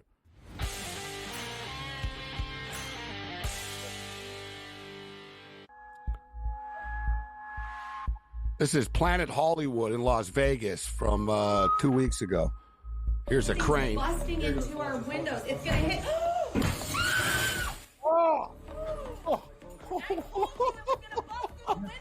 Imagine you were asleep and that happened. Oh, Like, what the? I'd have a heart attack. I'm dead. Oh my God! Now you got like a big hole. Look at this. Like it's coming. Like they're high up too. Suddenly you got a big smash in the window here. What do you think of this, guys? Look at this one. It's Planet Hollywood, Vegas. Here it comes. Boom. God, that's crazy. Whoa. What kind of cops, like, you call the lobby and it's like, hey, listen, we got a problem here. Like, you know what I mean? Like, if you smash something through their window, they'd be pretty upset about it, right? So it'd be like, what would you want, Paul, for that? You know, what do you want, Cam, for that? What, you know? A lot. They probably would have. They're going to give you a new room, obviously. Yeah, you think? But after that,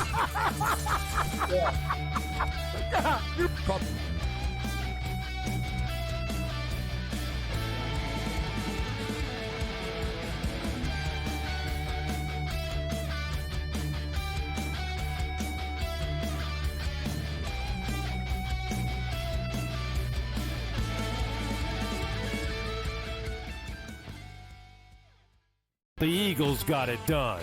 If you back them, you're celebrating. Football season may be over, but the action never stops. Are you ready for some baseball? At SportsGrid, we're always in the game. We bring you 24/7 betting insights, expert picks, and real-time analysis. Next big play is already in motion. Are you ready? It's smarter to be on SportsGrid. Anyone that's been to a sporting event, the atmosphere before a game, I think Game Time Decisions has that same exact atmosphere. This is our arena.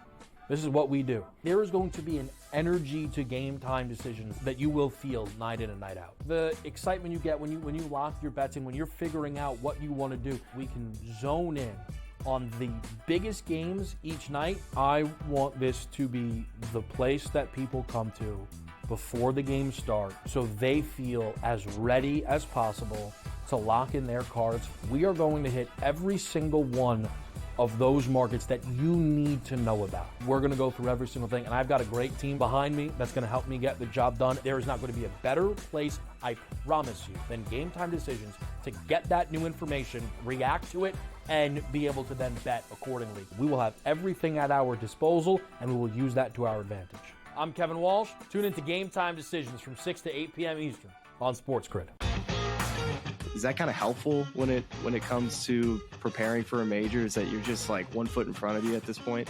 Ideally come to a place here at Bay Hill where I've had good success in the past. I've only played it the last 21, 2, 3, and 4. So, but I've played it well, and I really liked it that we're heading there with where I'm at right now. I think it's going to tell me a lot.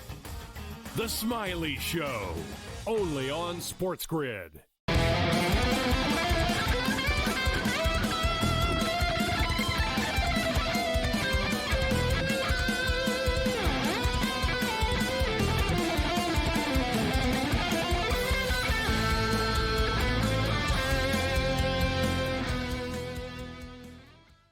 This is SportsRage. I'm Morency, but yeah, I think you've seen it all in Vegas. I haven't seen a crane. I've never seen a crane go through a window like that before. All right, so before we get Paul out of here, big game tomorrow is his New York Knicks take on the Lakers. The Lakers now get some high-profile games. As you mentioned, Paul, they get Boston later in the weekend in a nationally televised basketball game, riding the 7-game win streak right now. I see the Lakers are laying 3.5, current number, 228. And, You bet this game already, Paul. I believe you got a better number. You might have been part of the movement of this number. Talk to me about tomorrow's game. Actually, I did move it, and then it came back. So somebody went against me, and I think it's sitting at 3.5. I actually bought the 4 because when you're in the NBA, there's certain numbers you actually want to buy on. And 10 cents makes sense. And I think the range is like 3 to 7. So I bought it from 3.5 to 4. I'll only pay up to 10 cents. And usually I won't go over 20. And that's what I did. So I'm looking for the Knicks at least to stay close here and win the game for reasons that I've already explained.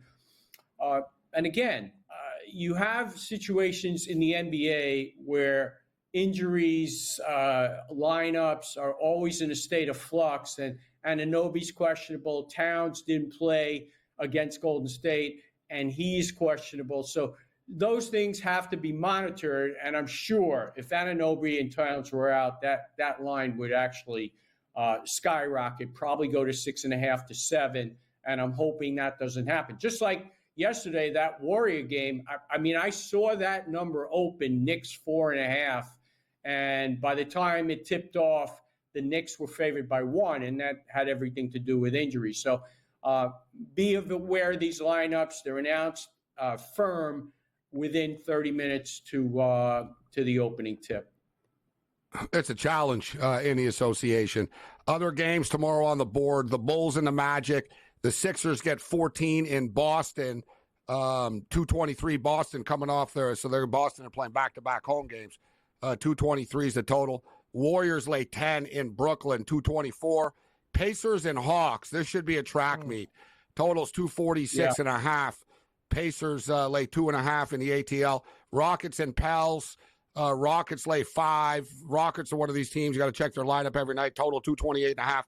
And the Knicks 3.5, 228 with the Lakers. But yeah, Paul, Pacers and Hawks. No good reason not to want to bet the over here. Like, I mean, if it doesn't get there, it won't because both teams won't shoot. You know what I'm saying? Like, if it doesn't go in, it doesn't go in. But it should go over the number. They scored 259 last time, and it was 122 in the paint. And Atlanta has given up 127 plus in 5 of the last 6 games. And the only game they did not, they held the Heat to, I believe it was 86. And Miami, they just crapped out from beyond the arc. Tyler Hero was off a huge game, and then he comes in and goes 0 for 9 from beyond the arc. Heat collectively 7 of 40, and that explains that. So Atlanta's just playing up and down basketball, fast pace. Indiana the same, and I expect a contest that's similar to their first matchup. And as I said, they were in the 250s, 259, I believe. So I believe that number, while fairly priced, they should go over it. So I would lean your way and over the number. Paul Bovey, great stuff, Paul. Always great catching up with you. An extended stay with you tonight. We appreciate it. Nuggets lead the Kings right now by 4 with 20 seconds left. The Clippers up 54-49 on the Detroit Pistons, total 223.5. We're late in the second quarter right now. The Clippers are minus 1.5, and I should have jumped in on it. We talked about Oklahoma City probably pulling away on Memphis, and here they go right now, 81-66. Man, this team doesn't just win, guys. They just punch you in the mouth. Just a hell of a run. You know, it'd be an NBA ratings nightmare for them if it ends up being the Oklahoma City Thunder and the Cleveland Cavaliers. Something they'll actually have to. These teams will be playing uphill a little bit. Like the further they go, it'll start to like get more scary for the NBA.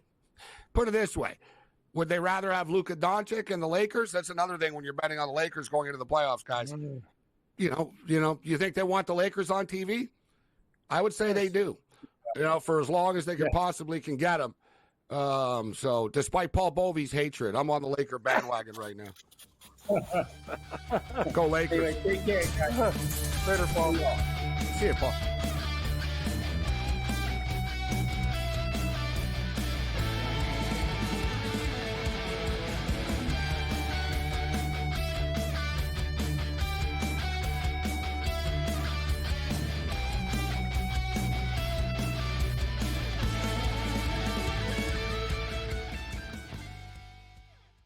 The Eagles got it done. If you back them, you're celebrating. Football season may be over, but the action never stops. Are you ready for some baseball? At SportsGrid, we're always in the game. We bring you 24/7 betting insights, expert picks, and real-time analysis. Next big play is already in motion. Are you ready? It's smarter to be on SportsGrid. Anyone that's been to a sporting event, the atmosphere before a game, I think Game Time Decisions has that same exact atmosphere. This is our arena. This is what we do. There is going to be an energy to Game Time Decisions that you will feel night in and night out. The excitement you get when you lock your bets in, when you're figuring out what you want to do, we can zone in on the biggest games each night. I want this to be the place that people come to before the games start so they feel as ready as possible to lock in their cards. We are going to hit every single one of those markets that you need to know about. We're going to go through every single thing, and I've got a great team behind me that's going to help me get the job done. There is not going to be a better place, I promise you, than Game Time Decisions to get that new information, react to it, and be able to then bet accordingly. We will have everything at our disposal, and we will use that to our advantage. I'm Kevin Walsh. Tune into Game Time Decisions from 6 to 8 p.m. Eastern on SportsGrid. Is that kind of helpful when it comes to preparing for a major? Is that you're just like 1 foot in front of you at this point? Ideally come to a place here at Bay Hill where I've had good success in the past. I've only played it the last 21, 2, 3, and 4. So, but I've played it well, and I really liked it that we're heading there with where I'm at right now. I think it's going to tell me a lot. The Smiley Show, only on SportsGrid.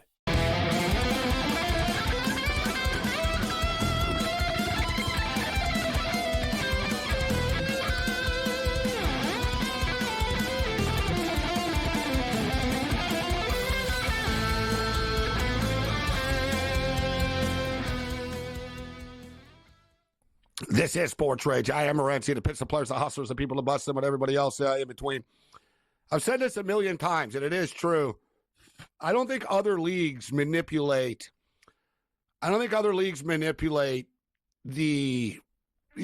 they manipulate it by city size or market size, per se. Like, you look at a Super Bowl and stuff, there's been a lot of markets. Like, the Super Bowl is so big, it doesn't matter to the NFL, right?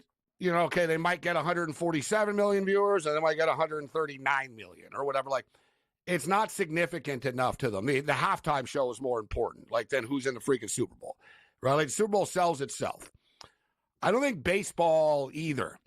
I don't think baseball, like, has some sort of, like, you don't see, like, oh, you know, they're screwing this team over in baseball in the playoffs, right? It'll always be a controversial call or two, but that's just because the umps, whatever, they made a mistake or, you know, I think the same thing. Baseball is pretty natural with it. College sports manipulate it, like point blank. Like the NCAA bracket, like they've gone over this thing 2 million times over AI and stuff. And, you know, like, you guys think it's a coincidence? Like, they'll be like, oh, can you believe that Calipari is taking on Kentucky in the second round? Like, they set up matchups that they want, that they know, all right? Oh, let's get this, and this will happen, and then if this will happen, we'll get a little Cinderella story going. Like, it's almost like the committee picks the Cinderella team. Like, okay, we'll give them this bracket because we think they can, you know, they can bring us some ratings, and, you know, and college football is just more gangster, where more corporate. It's like, how many tickets are you going to sell? How big are you? It's almost like the music business. Like, yeah, you want to be on the festival? How many people are you really going to bring, right? Like, that's why the blue blood schools get into these bowl games like other teams. They can't sell enough tickets to go to the bowl game or like to the championship. They don't have enough fans. They don't have enough money, right? Like, so, but the NBA and the NHL doesn't like Canadian teams, point blank. It's not good for business for them. They don't want, all you need to know is ever since Gary Bettman became commissioner of the NHL, no team from Canada has ever won before. Since. Just like that. And for the record, teams from Canada won like 4 of the 6 years type thing before. It's kind of like a weird coincidence that Bettman takes over and a team from Canada has never won again. I'm just saying, And you'll see the calls, they add up and stuff, but it's not all out fixed. But the NBA, they do care. The NBA is built on their star players so much, right? It's built on LeBron and Luka. It's not the Lakers. It's built on SGA, not Oklahoma City, right? Like, so they're they can live in Oklahoma City because of SGA's a star. But like I said, it'll be a nightmare for them. Like in the same way, too, where I pray it happens just because I know that the NHL would hate it if 2 Canadian teams made it to the Stanley Cup final. The NBA does not want to see the Cavaliers and the Oklahoma City Thunder in the finals. So, like, if they're up against, like, these, Boston Celtics of the world, New York Knicks of the world, LA Lakers of the world, which side do you think the NBA referee henchmen are going to be on? They're going to be on whatever side, that their boss wants them to be on, and they're going to be on Team Superstar. So I'm just giving you a heads up for this, for future bettors. Let's bring in Ian Cameron right now. Babano in the house. What's going on, Babano? Good to be here, guys. March Madness is here when you're locked into Lindenwood versus Moorhead State for every second of the game. Yes. Who do you have? I have, unfortunately, Moorhead, and I know they struggled down the stretch, but it just came to an end. Yeah. You're out of your misery. It just ended. Yeah, and you know what? Bad pick, because I knew what I was getting into. Moorhead was not playing well down the stretch, but I figured this has been one of the better teams in the Ohio Valley Conference for many years. Maybe they could hit the reset button here at conference tournament time, but they just couldn't. And Lindenwood was simply better than them, and especially in the second half. Moorhead went into one of their classic offensive droughts. They've had many of them during their losing streak, and it really hurt them in the end. Don't feel bad, Babano. I'm on the Washington Huskies on an impulse little in-game play at plus 6.5. I'm on the over there, so I'm looking in good shape there. They're down by 12. It's 47-35 at the half right now. It's a meaningless game for both teams. So, yeah, the over, like I said, they have no reason not to just sort of go out there and have fun, right? Yeah. Score and whatever. I thought the spread was a little high. I still think, you know what, the total of 161.5, I wouldn't be surprised if it was a track meet here in the second either. It's not like, oh, we're on the bubble, we can't play around. Like, neither team is on the bubble, right? So it is what it is. Although I guess USC, the last team, they leave one team out of the Big Ten tournament. So I guess maybe you could say USC are trying not to be dead last here. But late night in college basketball in the late night hours. Busy card in the NHL right now.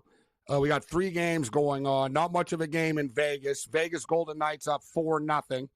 The Ducks are up 1-0 on the Vancouver Canucks. The Canucks have outshot them 17-5, but they're losing 1-0. And the Blues and Kings are tied at 1 early in the second period of play. What are your in-game thoughts and bets here, Babano? What's your opinion? Give somebody something to bet on here. What do you think about the in-game lines? Well, in Vancouver, it's been Gibson's finest, and not whiskey. I'm talking about goaltending from John Gibson.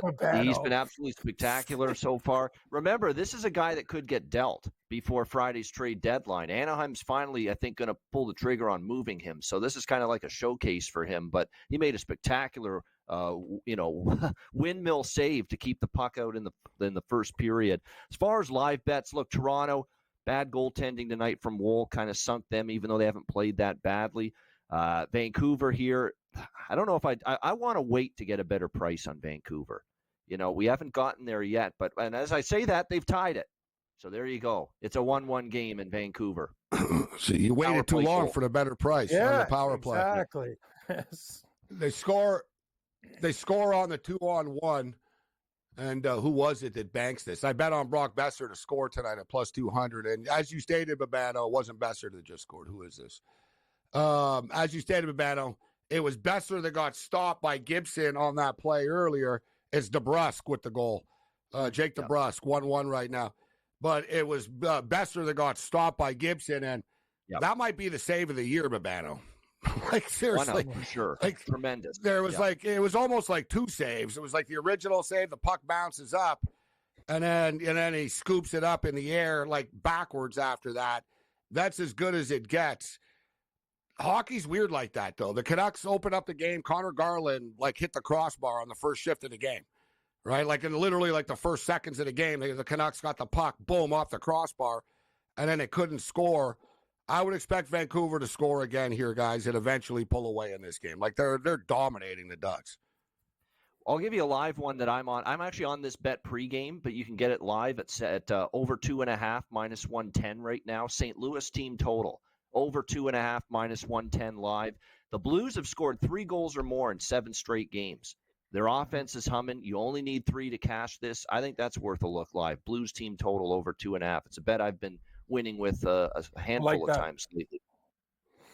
Yeah, they have been. The Blues have been higher scoring games. They've been winning, but they've been higher scoring games yet. I like the under of this game, and here it is right now. I'm going to jump in on the under 5.5. So sorry about it. I hope you're wrong about this. I hope this just stays hey, we 1-1 can get for a while. 3-2 St. Louis. 3-2 St. Louis. Everyone's happy. Yeah, but I got the LA Kings too. Oh, I'm on the Blues, buddy. So it's me and you, but bad. Yeah. Yeah, but I'm going to jump in on the under 5.5 here in this game. All right, Kings, Blues, under 5.5. All right, so soccer update with the CONCACAF Champions League action going on. The Whitecaps and Monterrey second half has just begun. It's 1-0 Monterrey. So Monterrey scored 1 goal in the first half. They're up 1-0. They're now minus 150. In-game total is currently 2.5. I'm on the under 2.5. We're on the Whitecaps in this game. We're on the under 2.5 in Seattle and Cruz Azul, and it's scoreless, and the second half has just started. Wow, the in-game total right now is 0.5. Wow. Over is minus 200, under plus 150. There's going to be a goal here in the second half.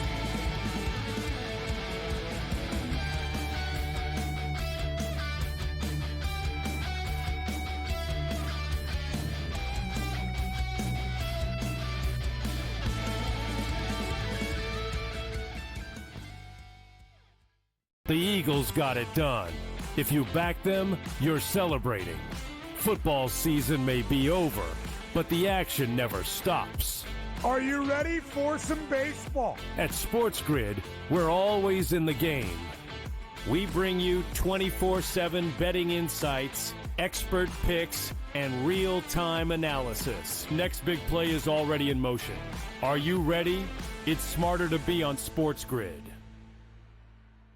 Anyone that's been to a sporting event, the atmosphere before a game, I think Game Time Decisions has that same exact atmosphere. This is our arena.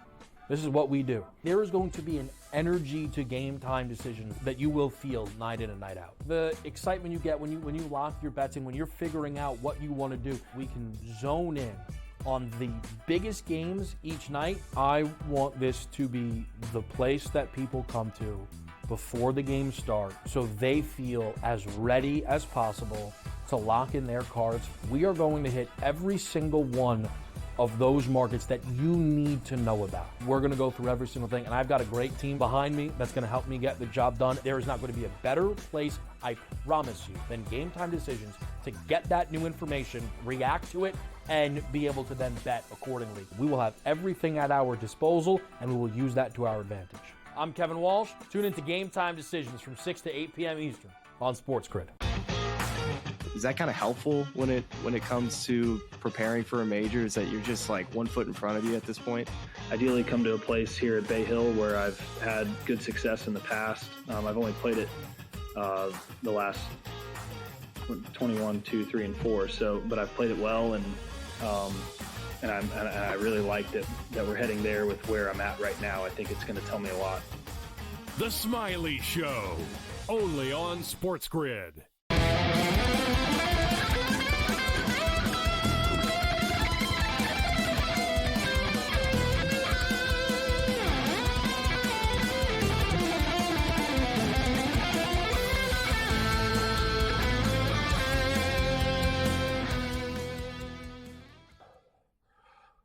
And, I was going to say there's going to be a goal in the second half here.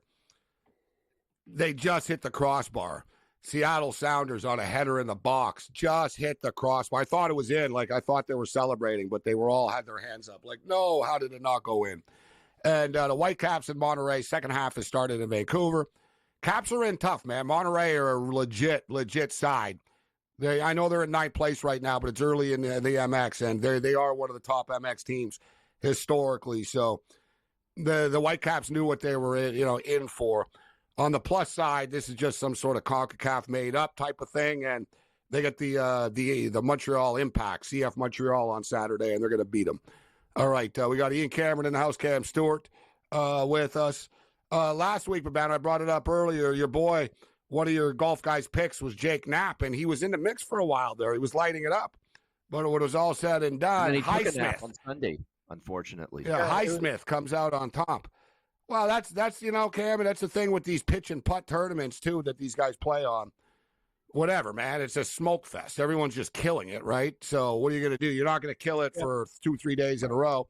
It's whoever's hot last, basically. Highsmith got hot last. He did. Knapp shot a 59 too, which was crazy, and almost shot a 58 out of the gate. Imagine that, and you don't win. Like you shot a 59. No. He's like, nah, I didn't That's win. what I'm saying. I didn't win. It's hard to watch, actually, right? And I'm watching him on Sunday. I was actually thinking about Babano's golf guy too. I'm like, you know what, Gabe, he put one in the water, but it was a bog. It was like a fried egg, so you could see half the ball. And his caddy goes, dude, let's just take it back, and we'll be hitting 4. Like, take the bogey. Knapp's like, ooh, I can get this ball. Goes in the water, hits the water, ball comes out, dribbles back down into the bog. Does it again. Triple bogeys. He's raging. Steam's coming out his ears. He ends up losing the tournament on that decision. That's what we talk about caddy. It's important, man. You got to listen to the guy. I saw another guy, Cam. Who was the other guy, too? There was another guy that his first shot, he hit it into the drink. So he hit the drink. He's a good guy. I don't know, was Horschel? Who was it? Somebody, he took like a quad, too. Was it Montgomery? Yeah. No, but he hit the first one into the water, and he took the drop, and the second one literally landed on the rocks in the middle, wedged into like a rock. He was leading, too. And he turned around like, son of a bitch. He was like, the second time, he was mad, man. And he had to take another drop. He couldn't hit it out of the rock. The ball was wedged into the rocks. That was the thing, Gabe. The final score was actually, like, the first round, Knapp was 12 under. But over the weekend, when the winds picked up and crap, like those guys, it's a crazy, crazy tournament, that old Honda Classic. But I feel bad for Babano's golf guy. A lot of bad decisions. Oh, you had alligators out there on the course, too? Yeah. The guy's in the bog, and I'm thinking, I see a gator. They're showing a gator, like, kind of swimming. I don't want to put my ankles in there. Next thing you know, you got a gator hanging from your leg. But, poor Jake Knapp. Sometimes, Gabe, you got to take your medicine in golf, but it actually killed him in the tournament. He went from going to win to that, but that's life. The Ducks are on the power play right now. They've come close to scoring a couple of times. The Canuck goalie lost his stick. There's a broken stick on the ice. It's pretty chaotic, this power play right now. We'll see if Vancouver can survive it. We'll see. This is tough. Like, the Ducks are really cycling the puck pretty well right now. Still 1-1. I jumped in on the under of the Kings game. Rooting against Babano's 2.5. Sorry, Babano. We didn't have a choice. I want this game to be a low-scoring game. But you know what? I'll take it. 3-2. 3-2 Kings. I'll take it. Yeah. 5-0. Yeah, I'll take They just scored again.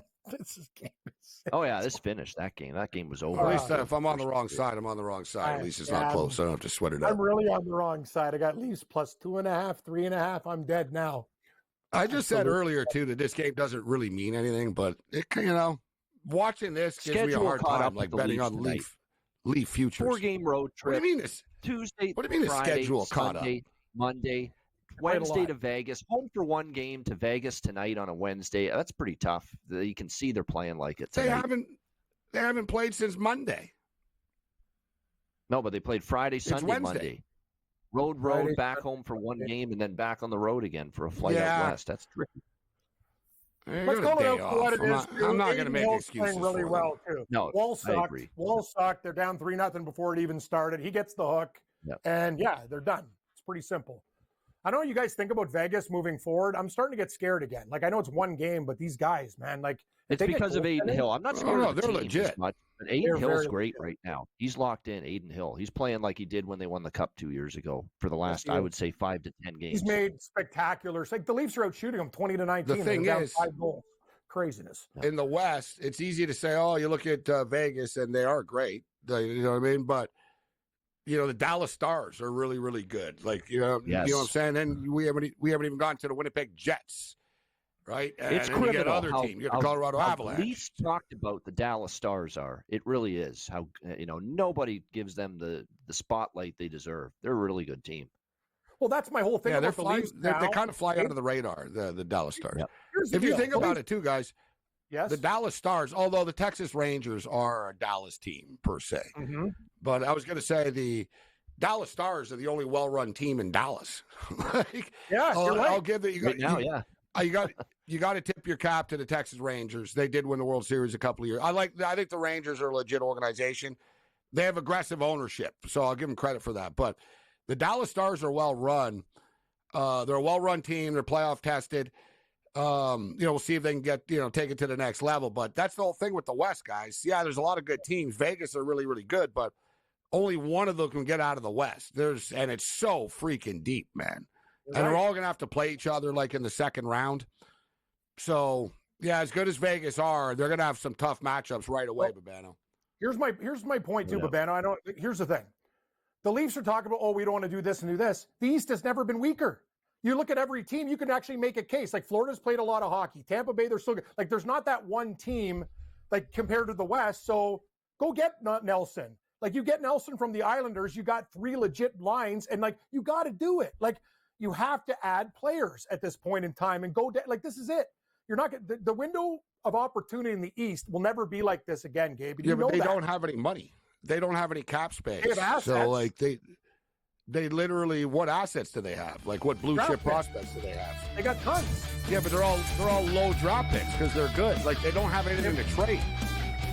They do, but they don't want to.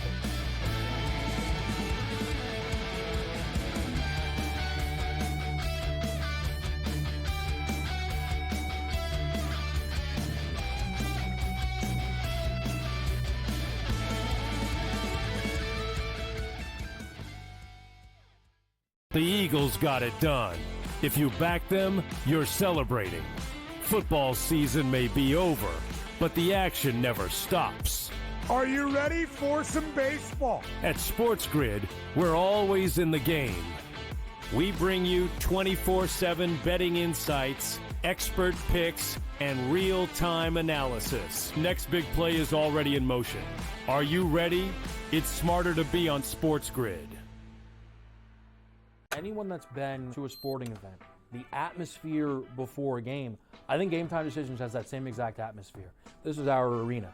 This is what we do. There is going to be an energy to Game Time Decisions that you will feel night in and night out. The excitement you get when you lock your bets in, when you're figuring out what you want to do, we can zone in on the biggest games each night. I want this to be the place that people come to before the games start so they feel as ready as possible to lock in their cards. We are going to hit every single one of those markets that you need to know about. We're going to go through every single thing, and I've got a great team behind me that's going to help me get the job done. There is not going to be a better place, I promise you, than Game Time Decisions to get that new information, react to it, and be able to then bet accordingly. We will have everything at our disposal, and we will use that to our advantage. I'm Kevin Walsh. Tune into Game Time Decisions from 6 to 8 p.m. Eastern on SportsGrid. Is that kind of helpful when it comes to preparing for a major? Is that you're just like 1 foot in front of you at this point? Ideally come to a place here at Bay Hill where I've had good success in the past. I've only played it the last 21, 2, 3, and 4. So, but I've played it well, and I really like that we're heading there with where I'm at right now. I think it's going to tell me a lot. The Smiley Show, only on SportsGrid.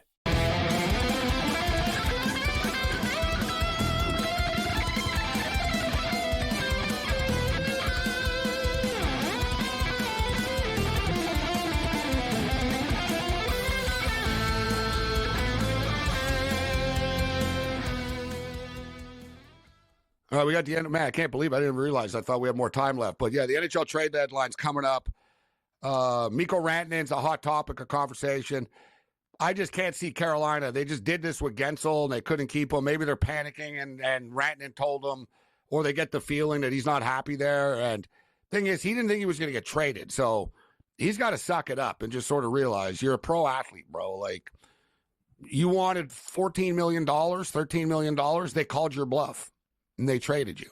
Like, right? Like, it goes both ways. They called your bluff in Colorado, right? And Nate McKinnon was mad because he said, I would have taken a contract reduction, and, like, they didn't tell him either. But the Avs don't play around. Winning teams, smart teams don't play around. They're like, all right, we're not going to pay him the money, and we know it, so let's just trade him.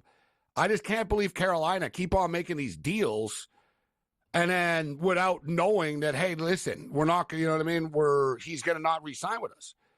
And I don't get that either. Like, although there are taxes in North Carolina, though, right? So it's not one of these tax-free paradises like some of the other teams that, like, a lot of these Canadian dudes don't even want to play for Canadian teams because they'd rather just make the money and not have any pressure on them. So the trade deadline, there's always stuff going on behind the scenes that you have to take into consideration with this. 54-44 USC over Washington right now. So Washington are sort of hanging around. They're down 10 with 15 and a half left.